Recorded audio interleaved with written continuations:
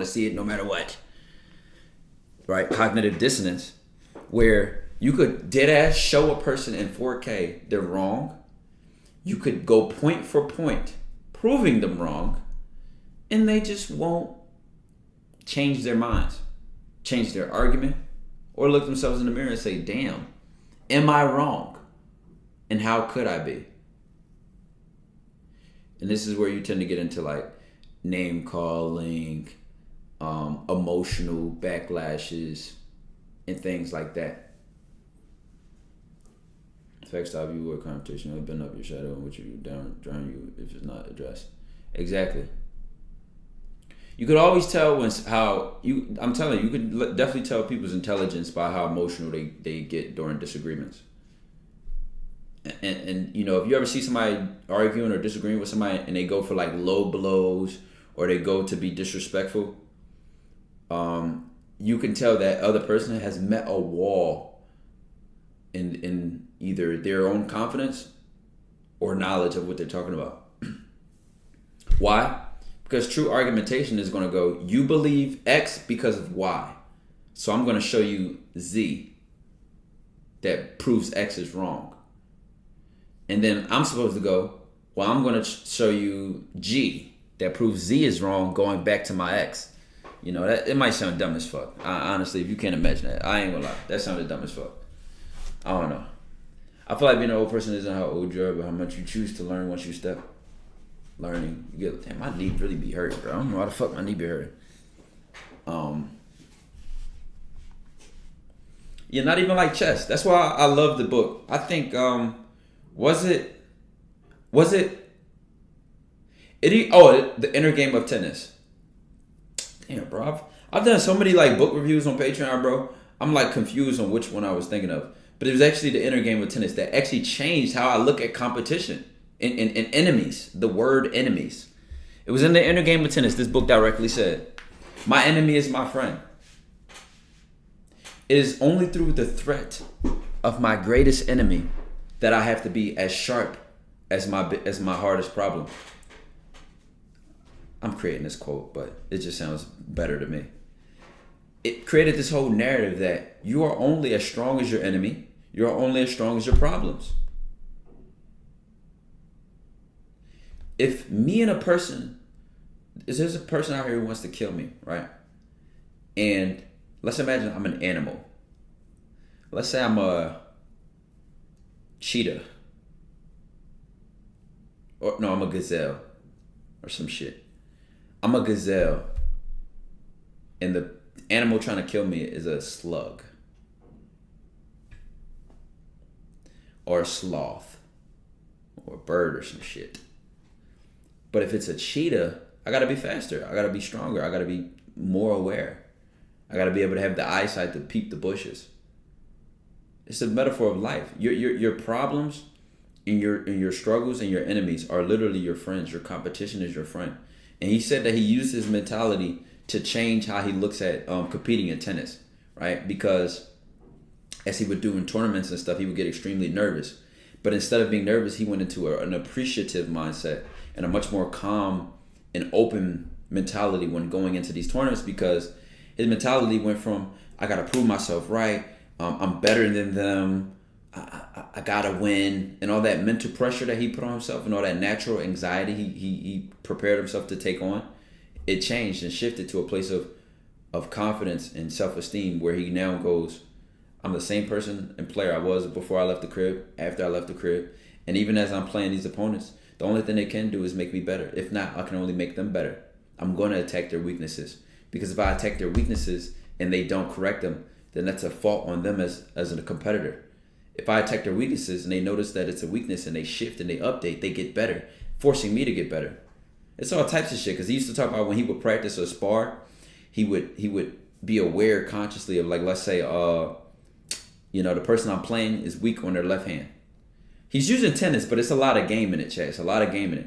He'd be like, this person is weak with their left hand, so I'm not going to hit their left hand. I'm just going to train and work with them. I'm going to swing with it right. Now he'll say, I'll keep attacking the left hand if they can't stop me. Because why aren't you telling yourself that I need to improve my left hand. And maybe you don't even know your left hand sucks.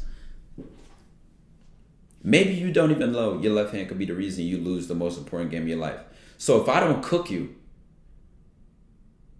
if I don't smoke you 20 zip because your left hand sucks, I'm hurting you. I'm directly hurting you. It's deep. You could even think about it when it comes to people pleasing and not being the most confident version of yourself. And not holding your head high, moving strong, and talking your shit, popping your shit.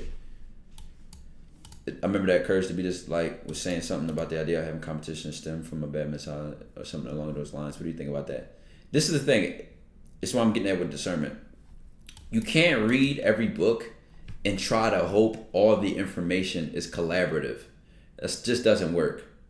You can't take on information and think all the information that you have is going to work together.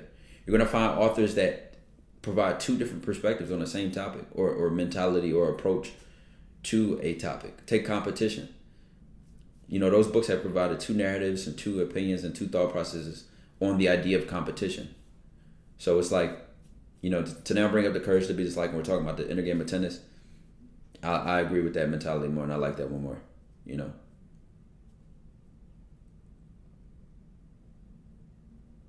Will reading more books help me be more articulate? Well, what are your options to increase your articulation? Do you know? Wizard? I would definitely argue reading books. Honestly, don't doubt. Like I said, podcasts are a great one. Podcasts. Listen, I used to dead ass watch for hours and hours and hours of speakers that I like. And this obviously is not a podcast, so it sounds like I'm contradicting myself. But there's obviously great podcasts that have meaningful conversations that you listen to and you learn stuff. You look it up. You look up words. I read all the time. I have to look up a word. What the fuck is that? What does that mean? I don't even know what the word means. Don't even be knowing. You know what I'm saying? And it's not even like I'm going to use it in my vocabulary. Because that's another thing you realize.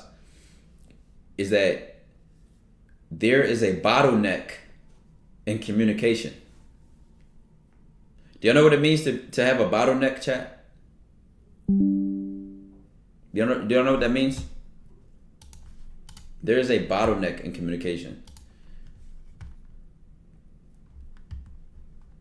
Right? Constraint is actually a good word. No. So when I'll give you a physical example of a bottleneck, right? If there is, if you know what a bottleneck is, tell me if this is a good or bad example. Right, a limitation is the best way to describe it. But a physical example is, let's imagine there's a highway with 4 lanes. This highway would be bottlenecked by the bridge that only has 2 lanes. So there's 4 lanes, hundreds of cars, and then next thing you know, there's a bridge that only has 2 lanes. That's a bottleneck. It slims it down, tightens it, and limits how much can go through. There's bottlenecks. There's communication. There's a huge bottleneck. You could be so intelligent. You could have access to so much vocabulary.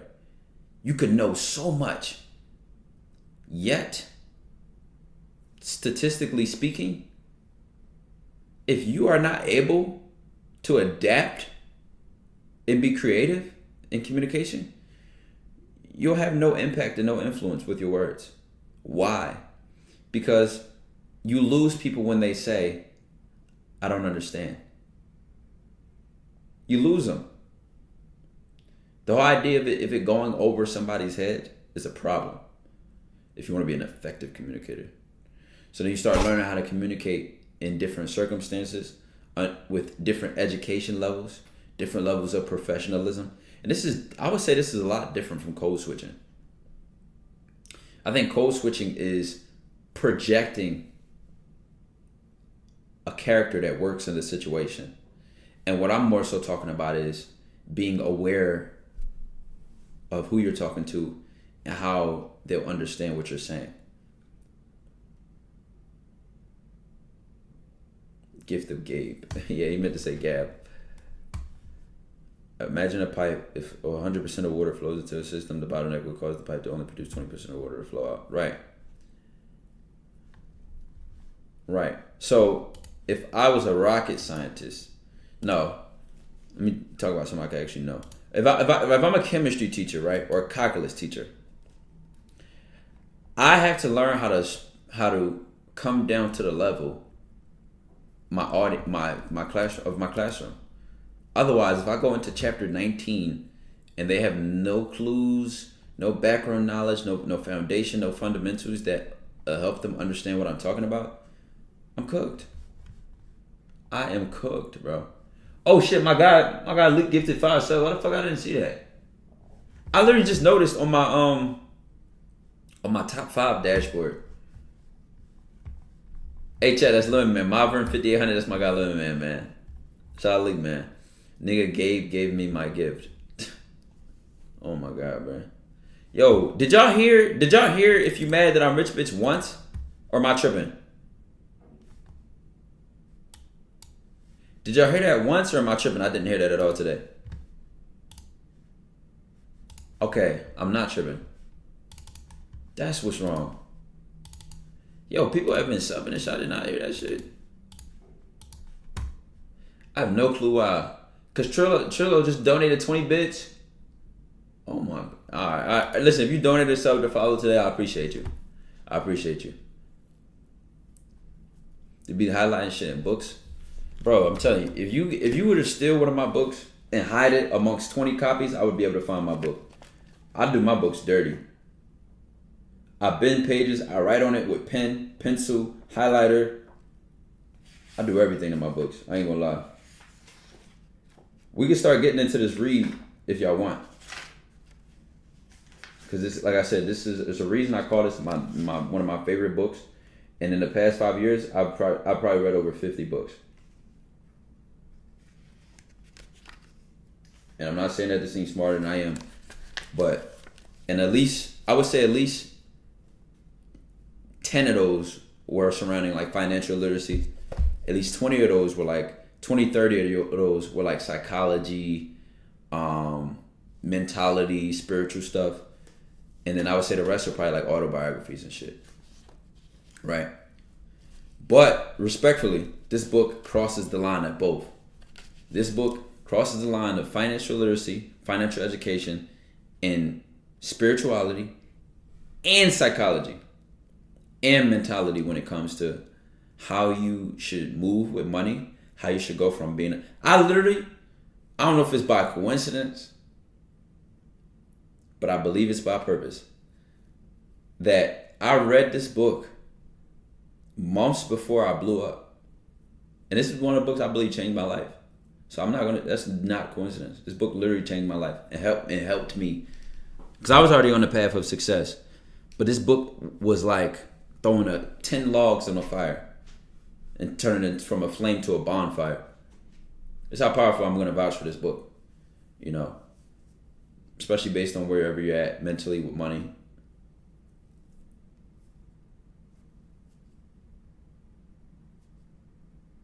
What's your favorite psychologist?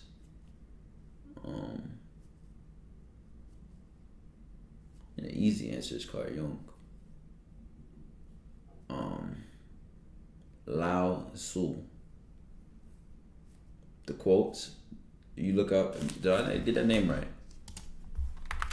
I don't even know if this be a philosopher or a psychologist. Yeah, Lao Tzu.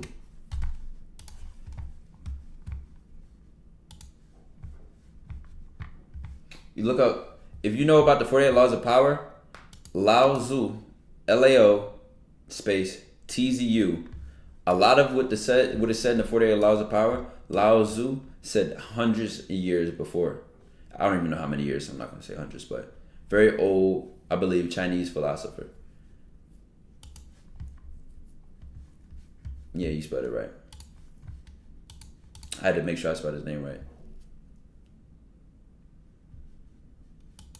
Is your book signed? I got immunity accidentally signed. I don't know. I would have to check. I don't remember. That's a very good read too.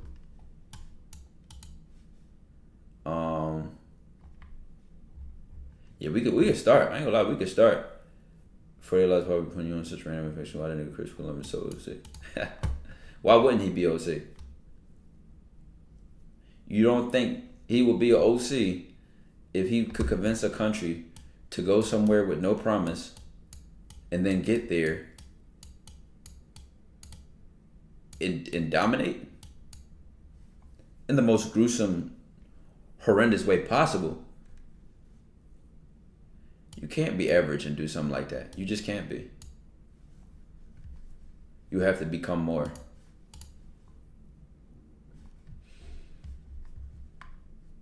And I was, Chad. Since I'm logged in my TikTok, can I show y'all some interesting videos? I'm gonna show y'all some shit I was seeing on TikTok. A woman. See, look at my TikTok. Oh, you know what? Oh, I think my headset's dead. But y'all say y'all didn't hear as you mad that you rich bitch anyway, so there's no way this shit is just dead.